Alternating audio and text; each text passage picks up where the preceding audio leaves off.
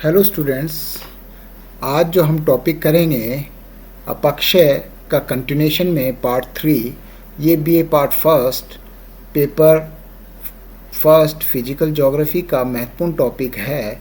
इसमें हमने पार्ट 1 और पार्ट 2 लेक्चर दे चुके हैं। पार्ट 1 में अपक्षय को प्रभावित करने वाले कारक और पार्ट 2 के अंदर अपक्षय में जो फिजिकल या यांत्रिक अपक्षय है उसके बारे में हमने चर्चा की। अब हम रासायनिक अपक्षय या केमिकल वेदरिंग से कंटिन्यू कर रहे हैं। वायुमंडल के निचले स्तर में ऑक्सीजन, कार्बन डाइऑक्साइड गैसों तथा जल वाष्प की प्रधानता होती है, परंतु जब इनका संयोग नमी या जल से नहीं होता है, अर्थात जब तक ये शुष्क रहते हैं तब तक अपक्षय की दृष्टि से ये तत्व क्रियाहीन होते हैं, यानी कि इनके अंदर कोई क्रिया नहीं हो पाती है। परंतु जैसे ही इनका सहयोग जल से हो जाता है, ये सक्रिय घोलक साधन हो जाते हैं। इनके संयोग से चट्टानों में रासायनिक परिवर्तन होने लगता है। इस क्रिया के अंतर्गत चट्टानों में ऐसे पदार्थों तथा खनिजों की रचना हो जाती है जो या तो मूल पदार्थ से अधिक आयतन वाले होते हैं या कम आयतन वाले। चट्टानों के खनिजों में इस नवीन व्यवस्था के कारण उनमें वियोजन प्रारंभ हो जाता है। रासायनिक अपक्षय का पृथ्वी की सतह के ऊपर तथा नीचे दोनों क्षेत्रों में होता रहता है। ऑक्सीजन तथा कार्बन डाइऑक्साइड आदि गैसों के प्रभाव से ये रासायनिक परिवर्तन कई रूप में संपन्न होते हैं। चूना पत्थर पर रासायनिक अपक्षय का सर्वाधिक प्रभाव पड़ता है। उष्ण, उपोष्ण, शीतोष्ण आर्द्र प्रदेशों में जल तथा कार्बन डाइऑक्साइड गैस के सहयोग से चूना पत्थर की घुलन क्रिया द्वारा रासायनिक अपक्षय संपादित होता है। तो इसमें जो रासायनिक अपक्षय में सबसे पहले ऑक्सीडेशन, वायु की ऑक्सीजन का संयोग जब जल से होता है तो जल से मिली ऑक्सीजन की क्रिया चट्टानों के खनिजों पर होती है। इस कारण खनिजों में ऑक्साइड बन जाते हैं, जिससे चट्टानों में वियोजन होने लगता है। ऑक्सीजन की इस क्रिया को ऑक्सीकरण या ऑक्सीडेशन कहते हैं। जिन चट्टानों में लोहे के यौगिक अधिक होते हैं उनमें ऑक्सीकरण का प्रभाव सर्वाधिक होता है।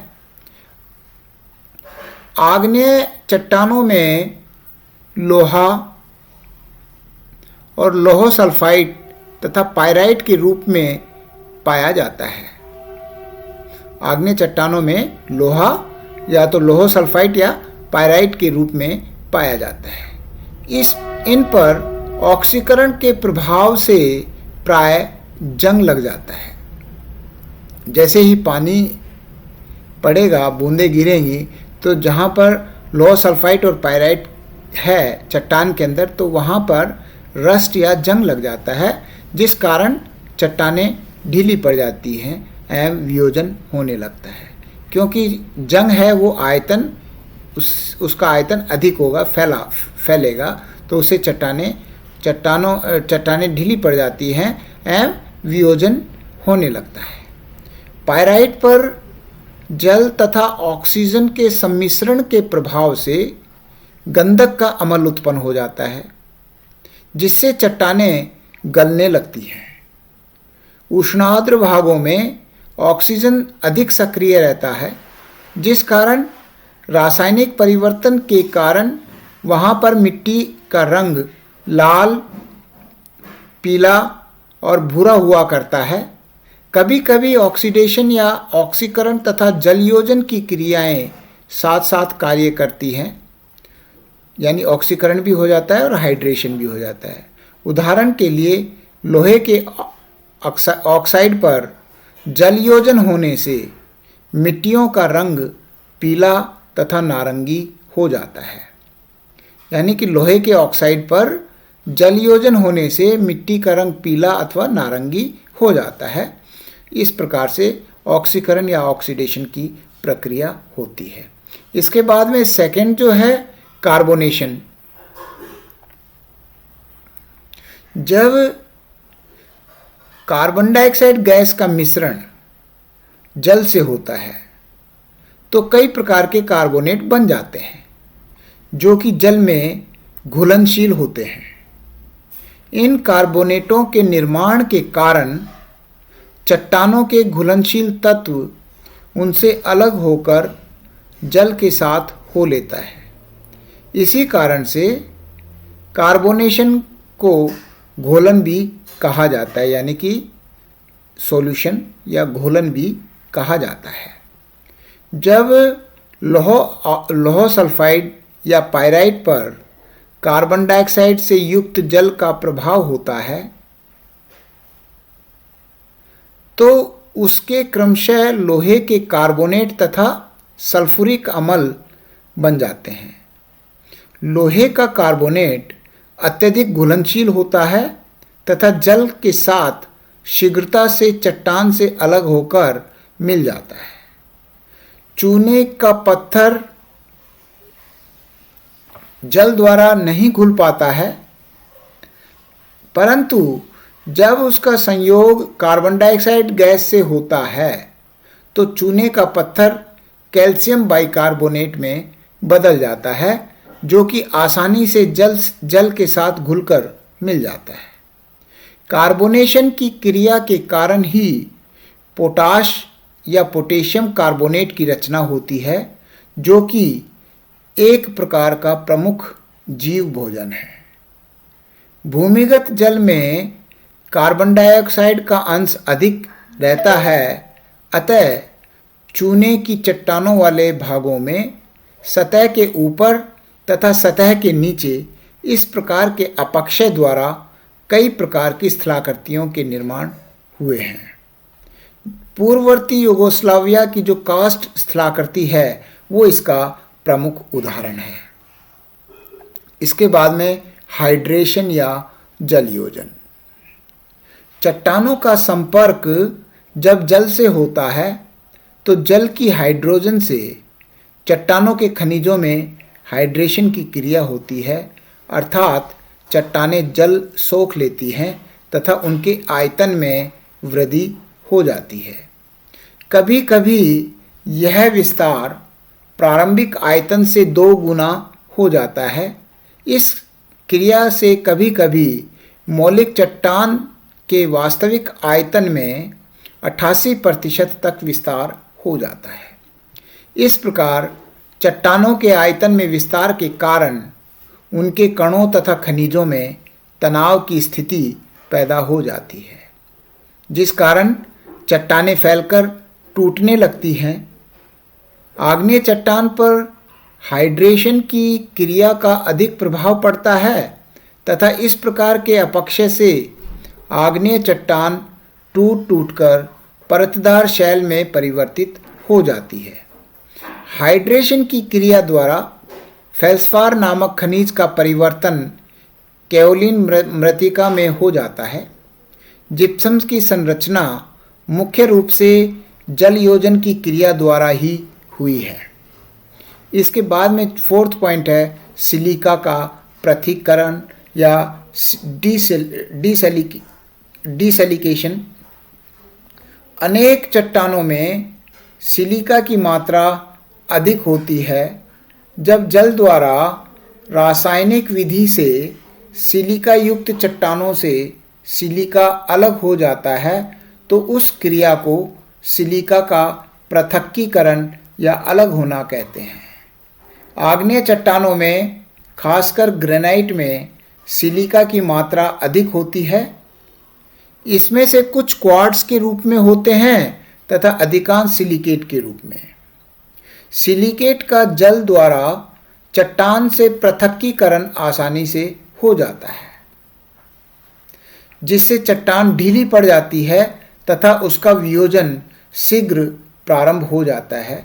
यही कारण है कि आग्नेय चट्टान वाले प्रदेश में बहने वाली नदियों में सिलिका की मात्रा परतदार चट्टान वाले भागों की अपेक्षा अधिक होती है, क्योंकि परतदार चट्टानों में सिलिका क्वार्ट्ज के रूप में होता है, जो जल में शीघ्रता से घुलनशील नहीं होता है। रासायनिक अपक्षय की दृष्टि से बेसिक आग्नेय चट्टानों का वियोजन एसिड आग्नेय चट्टानों की अपेक्षा अधिक होता है। तो ये जो केमिकल या रासायनिक अपक्षय था, उसके बाद में प्राणी वर्गीय अपक्षय या बायोलॉजिकल वेदरिंग। वनस्पतियों तथा जीव जंतु दोनों चट्टानों के विघटन तथा वियोजन में सहयोग प्रदान करते हैं, परंतु यह उल्लेखनीय है कि इनमें सभी कार्य विनाशात्मक ही नहीं होते। जीव जंतु, खासकर जो बिल बनाकर पृथ्वी के अंदर रहते हैं, उनका काम निश्चय ही पृथ्वी की सतह में खोद खाद करना रहता है, परंतु वनस्पतियां यदि एक तरफ चट्टान को अपनी जड़ों द्वारा कमजोर तथा पोली बनाती हैं, तो दूसरी तरफ उनमें सघनता और संगठन भी लाती हैं। प्रारंभ से ही मानव कार्य भी पृथ्वी तल पर भौतिक आकृतियों में तोड़फोड़ करता रहा है। इनके द्वारा अपक्षय की प्रक्रिया का हम अलग अलग संक्षेप में अध्ययन करेंगे। सबसे पहले जीव जंतुओं द्वारा अपक्षय। पृथ्वी की ऊपरी सतह में मिट्टी में रहने वाले कई प्रकार के कीड़े मकोड़े तथा बिलकारी प्राणी, बिल बनाकर रहने वाले जीव, बिलकारी मतलब बिल बनाकर रहने वाले जीव रहते हैं, जो कि धीरे धीरे परंतु लगातार धरातलीय चट्टानों में अपने विनाशात्मक कार्य अर्थात बिल बनाने के लिए खनन कार्य द्वारा उसे ढीली तथा पोली बनाते रहते हैं। बिलकारी जीव चट्टानों को खोदकर उनमें बिल बनाते हैं, जिस कारण चट्टानें पोली तथा कमजोर हो जाती हैं एवं विघटन आसानी से होने लगता है। छोटे छोटे कीड़े मकोड़े, खासकर केंचुओं का जैविक अपक्षय में सर्वाधिक हाथ रहता है, जो कि प्रतिवर्ष अधिक मात्रा में निचली परतों से मिट्टी खोदकर ऊपरी सतह पर एकत्र करते रहते हैं। मानव भी एक जीव है तथा अपक्षय में सहायता करता है, जैसे खान खोदना, सड़कों आदि के निर्माण के लिए सुरंग बनाना, वनों को काटना आदि मानवीय क्रियाएं चट्टानों को निहायत निर्बल बना देती हैं। हिमाचल प्रदेश में वनों को काटने के कारण चट्टानें नग्न हो रही हैं, जिनके अपक्षय के कारण गंगा तथा यमुना नदियों में अत्यधिक अवसाद की आपूर्ति होने से इनकी घाटी में अवसादी निक्षेप के कारण घाटी की गहराई कम हो रही है तथा उनका उथलापन बढ़ता जा रहा है। परिणाम स्वरूप बाढ़ का प्रकोप बढ़ रहा है। दूसरा है वनस्पतियों द्वारा अपक्षय, वेदरिंग ड्यू टू वेजिटेशन। वनस्पतियों द्वारा अपक्षय दो रूप में होता है, प्रथम यांत्रिक तथा द्वितीय रासायनिक।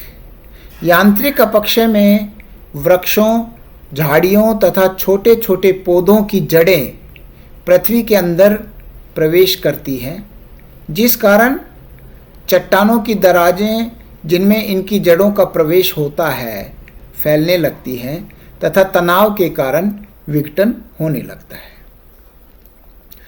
स्मरणीय है कि सभी प्रकार के पौधे, चाहे बड़े हों या लीचेन या फंजाई की तरह नगण्य हों, अपक्षय में सक्रिय भाग लेते हैं। वनस्पतियों द्वारा रासायनिक अपक्षय कम महत्वपूर्ण नहीं है।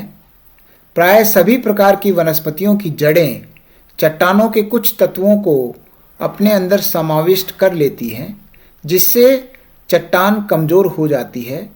वनस्पतियों की जड़ों में प्राय जलयुक्त बैक्टीरिया होते हैं जो कि चट्टानों के खनिजों को घुलाकर उनसे अलग कर लेते हैं तथा चट्टानों को कमज़ोर बना देते हैं। वनस्पतियों तथा जीवों के अवशेष जल में पड़कर सड़ते हैं जिस कारण उनसे कार्बन डाइऑक्साइड, ऑर्गेनिक एसिड आदि अलग हो जाते हैं तथा इनके सम्मिश्रण से जल एक सक्रिय घोलक कारक हो जाता है तथा चट्टानों के खनिजों को अलग कर लेता है। वनस्पतियों के अवशेष के सड़ने से प्राप्त ह्यूमस तत्व लिमोनाइट को घुलाकर अलग कर लेता है। इस प्रकार से ये अपक्षय हुआ। उपर्युक्त विवरण से यह तात्पर्य नहीं है कि वनस्पतियों का कार्य सदैव चट्टानों में विघटन तथा वियोजन उत्पन्न करना ही है, बल्कि ये चट्टानों के संरक्षक का कार्य भी करती हैं। पौधे तथा वनस्पतियों की जड़ों द्वारा चट्टानें आपस में बंध जाती हैं, जिससे अपक्षय तथा अपर्दन के लिए सघन व संगठित हो जाती हैं। वनस्पतियों के अभाव में अपर्दन इतना अधिक सक्रिय हो जाता है कि भूमि पूर्णतः अनुपजाऊ हो जाती है। तो इस प्रकार से ये अपक्षय का जो टॉपिक है ये कंप्लीट होता है। ये 3 लेक्चर थे, इसके पार्ट 1, पार्ट 2 और पार्ट 3। ये क्वेश्चन, अतः ये आपने क्वेश्चन परीक्षा के लिए तैयार करना है।